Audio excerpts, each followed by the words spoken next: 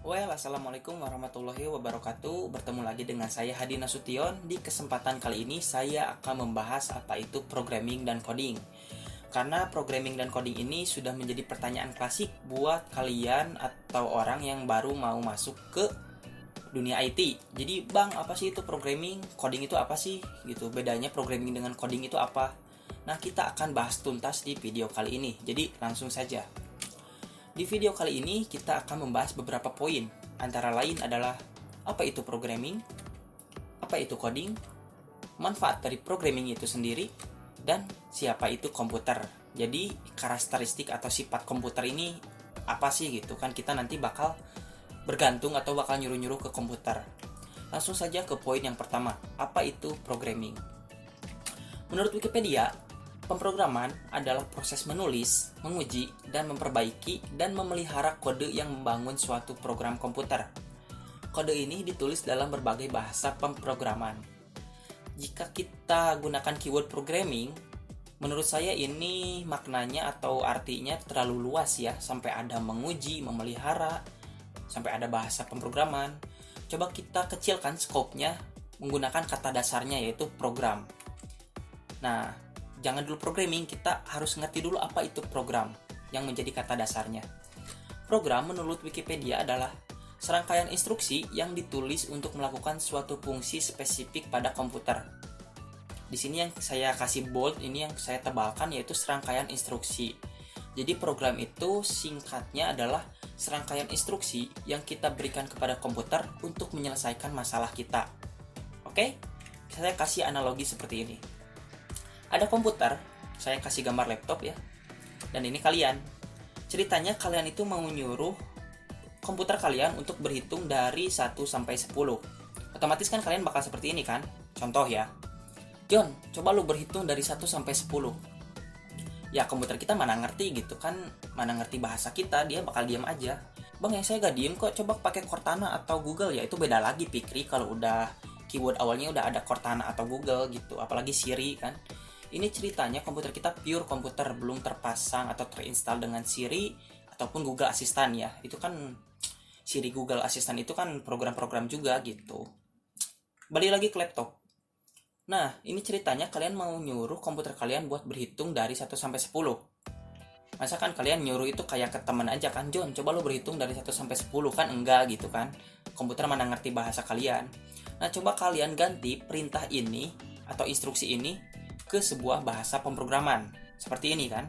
Jadi kalian ngetik bahasa pemrograman di komputer kalian. Ketika kalian jalankan, maka komputer kalian akan menghasilkan sebuah output atau akan menjalankan perintah kita, which is itu berhitung dari 1 sampai 10 ya, seperti ini. Contohnya 1 2 3 dan sampai 10. Nah, poin yang bisa kita ambil dari analogi ini adalah pertama, kita itu nyuruh komputer dengan bahasa lain atau kita menggunakan bahasa pemrograman untuk bisa menyuruh komputer. Dan untuk menyuruh komputer atau memprogram komputer, kita menggunakan simbol-simbol khusus dan juga instruksi-instruksi baris per baris. Gitu ya singkatnya. Nah, ngomong-ngomong sih kenapa kita nyuruh komputer gitu? Kenapa harus komputer? Kenapa enggak kita nyuruh kuda aja sekalian, kan ada delman gitu. Kenapa enggak kita nyuruh kucing aja sekalian? Nah, ngomong-ngomong komputer, kita juga harus tahu apa itu komputer. Di sini ada beberapa fakta komputer yang saya cantumkan. Antara lain, komputer itu hanya tahu 0 dan 1. Jadi komputer itu nggak pinter-pinter amat, bego malah. Dia itu cuma tahu 0 dan 1 gitu. Kita suruh ini dia lakuin aja. Suruh ini dia nurut-nurut aja gitu, nggak komplain atau apa. Cuman, komputer itu sangat cepat, lebih dari manusia. Itu kenapa kalau manusia punya masalah buat nyorting atau ngolah data yang sebanyak mungkin, tapi manusia itu punya deadline atau terkurung oleh waktu, maka nyuruhnya pasti ke komputer lagi kan. Nah, itu karena komputer itu sangat cepat gitu. Apalagi kan CPU sekarang kan udah canggih-canggih. Otomatis pengerjaannya juga bakal berkali-kali lipat lebih cepat gitu, daripada manusia. Dan poin yang ketiga itu komputer itu tak kenal lelah gitu. Nggak beda lah sama manusia. Kan manusia itu tahu capek, disuruh dikit minta makan, minta minum. Komputer ini enggak gitu kan, namanya juga mesin kan. Itu kenapa komputer ini bisa diandalkan oleh manusia untuk menyelesaikan masalah besar yang membutuhkan waktu singkat. Oke? Nah, Dalam programming kalian akan menemukan beberapa istilah gitu. Karena kita menyuruh komputer yang mana kita kalah cepat, kalah kuat dari komputer, maka kita akan menemukan beberapa istilah dalam programming. Istilah itu antara lain kita akan nemu istilah ngoding, testing, dan juga debugging. Kalau udah ngomong testing, kalian pasti pernah dengar istilah versi beta gitu kan. Nah, karena testing ini ada dua lagi, yaitu alpha testing dan beta testing gitu. By the way, ngomong-ngomong ngoding, jadi apa sih itu ngoding gitu? Bedanya ngoding dengan programming itu apa? Coding atau kan itu code ya, cuman ditambah verb ing mungkin jadi coding gitu. Itu adalah aktivitas kegiatan menulis kode-kode program pada komputer dengan bahasa pemrograman tertentu. Beda ya, tadi definisi dengan program dengan coding itu beda ya. Definisi dengan programming, program dan coding itu beda ya definisinya. Kalau tadi kan program itu sekumpulan instruksi, kalau coding ini adalah aktivitasnya atau kegiatan menulis kode-kode program pada komputer gitu. Jadi analoginya seperti ini. Coding itu kita sudah punya yang namanya algoritma. Nah, kalau kalian sudah terjun ke dunia IT, apalagi ngoding, kalian bakal nemu yang namanya algoritma ya. Nanti kita akan bahas di video terpisah gitu tentang algoritma ini. Nah, kalian tuh punya algoritma.